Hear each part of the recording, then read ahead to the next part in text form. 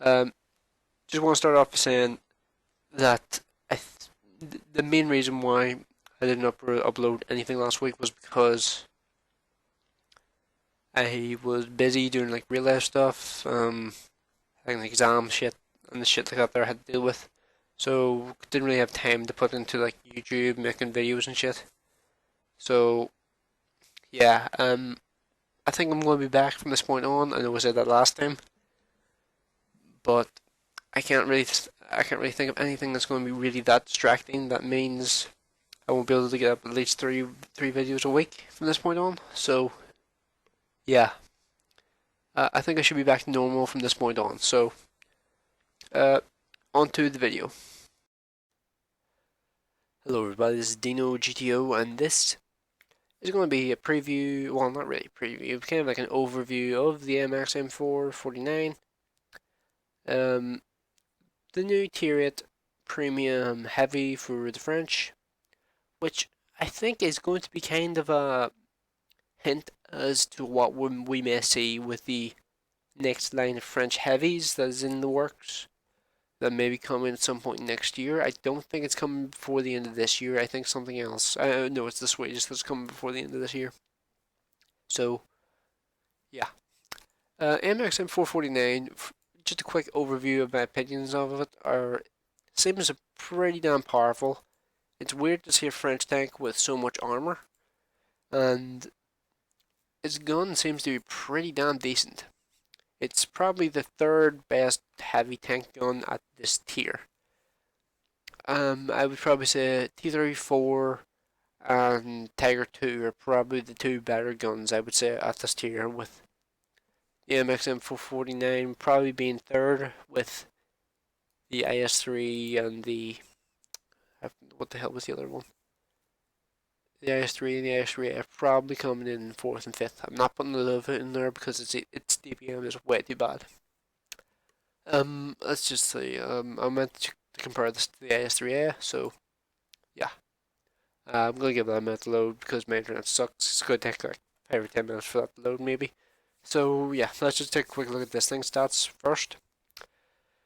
It has with rammer, vents, and I believe Brothers in Arms. No, 9 with Brothers in Arms. So with rammer and vents, it has a 2070 DPM, 300 alpha per shot, 232 pen, and 8.7 second reload time, which is pretty damn good overall, actually.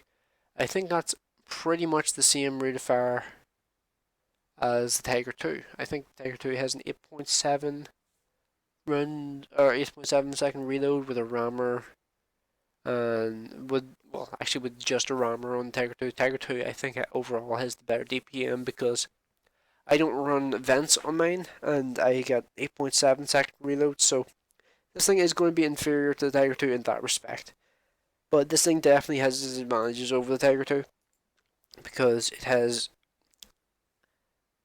way stronger hull armor in terms of like front armor, and the turret front, not including the weak point, is considerably stronger. Like the Tiger 2 has an issue where if you just shoot the face of the turret, that can just avoid the mantlet area, you're going to go through practically every time, which is kind of annoying.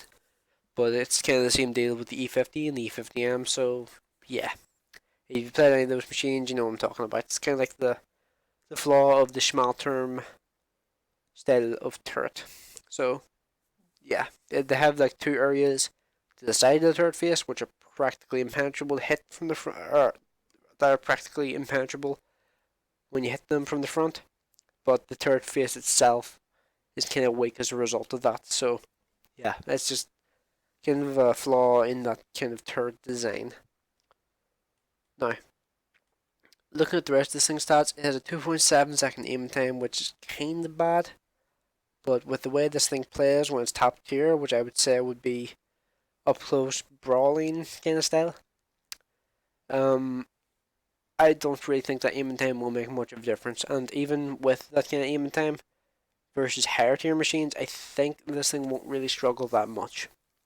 I think versus higher tier machines, this thing will mainly be sort of a medium support tank, as in you're going to use your pretty decent gun, and you're just going to support the medium tanks on your team. You don't, like, if you're bottom tier in a heavy, like if you're in a T150 and you're versus IS3s and stuff, you don't go and fight the IS3s head on until the end of the game whenever they've taken some damage.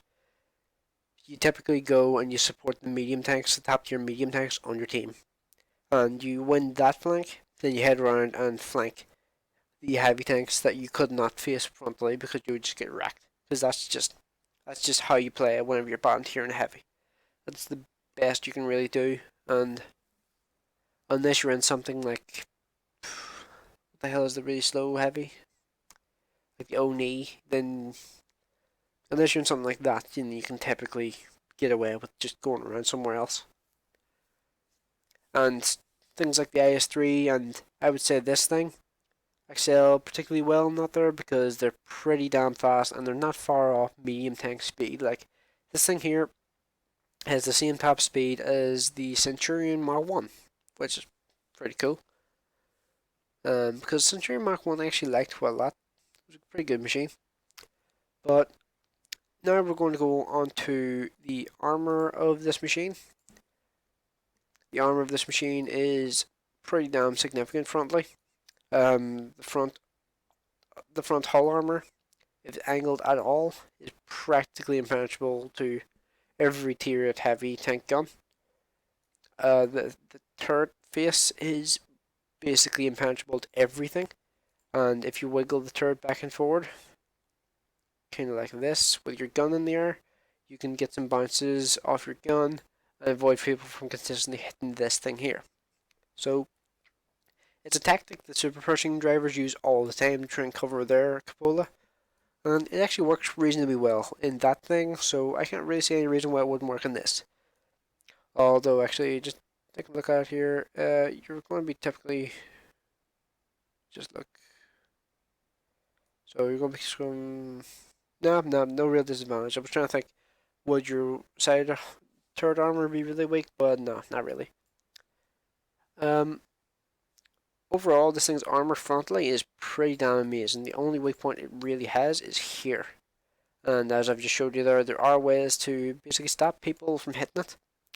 And there's also the thing where if you just come around a right hand corner and just cover this entire part of your tank here, not only will your tank actually be angled, so you're going to get even more effectiveness out of your frontal armor, you're also going to be covering this, which will mean you're going to be able to get even more effective armor out of it, and people are just going to really struggle to do any damage to you if you did that. So it's a really crafty way of just getting a lot out of the armor you have. It's all about armor management. It's kind of like with the KV5. Like with the KV5, if you poke out with the left hand, I believe it's the left hand R2D2, the smaller one that's rounded and it's actually thicker. If you poke out with that one there showing, it'll actually draw people into shooting it because they'll think it's the other R2D2 sometimes, and they will just shoot away at that one, thinking, "Oh my god, I'm just getting so unlucky not paying it." Whenever they confused the strong one with the weak one. So yeah, it's not exactly the same kind of story here, but I guess you can probably kind of get where I'm coming from. One of the main buffs that this thing's getting in the near future is the top hull armor. I read this on the Armored Patrol. I believe the Armored Patrol or read the status report. I can't remember. I think it was the Armored Patrol though. The upper hull armor, or not the upper hull armor, the roof hull armor is actually going to be buffed to be like 40 or 45 millimeters thick, which will mean you'll no longer be in the situation where like a 75 millimeter armed VK 3000 2M will just be able to overmatch your hull armor whenever they're just slightly above you every single time they fire. So that's a pretty good buff, and it'll also mean that things like, what the hell was it? Like things like artillery, if they hit this area here, aren't just going to consistently just one shot you every single time. So that's pretty good buff. This front plate here is also going to be buffed to be 190 millimeters, which will mean that right now it says about two, like if I angle like this here, roughly equal with the gun, it gives about 220 armor roughly over most of the plate, or 215 at the worst it seems. With the 10mm buff, this thing here will be practically impenetrable to all but the T34 front plate. So that would be a pretty cool buff. So that will mean the only real, well, as I've said before, the only weak area is this area. Just make sure you don't overexpose side armor at all, because if you overexpose your side armor, it's very, very easy to just accidentally expose just a little too much, and then people will just wreck you for it. It's a very, very small amount of leeway you have. Like if you angle like this, you're fine, but if you angle like this, I believe this is kind of like the area where it starts getting weak. Yeah, as you can see here, 120 side armor now, 110. But sometimes it gets to this weird area where it will like say more than it actually is, so yeah, just kind of ignore that. Yeah. Overall, pretty damn good armor.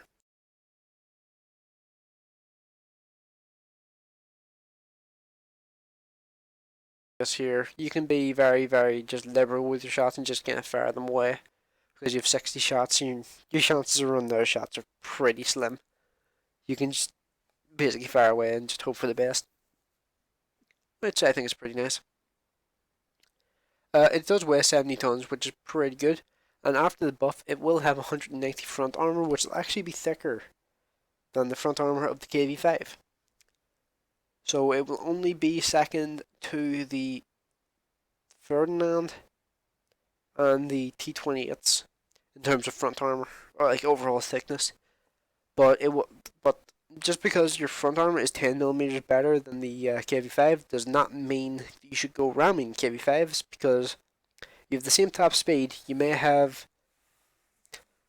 70-ton tank, but the KV5 is 30 tons heavier, and it only has 10mm less front armor, so the KV5 will definitely still win in a head-to-head ram off. So yeah, don't even try that. But most other machines you can probably get away with attempting to ram them, especially mediums. Mediums you will wreck if you get a chance to ram them, and because you're going to be consistently doing 40, even without driving down a hill, I suspect you'll probably be able to consistently do like 300 to 400 damage to something like a T44, maybe even 500.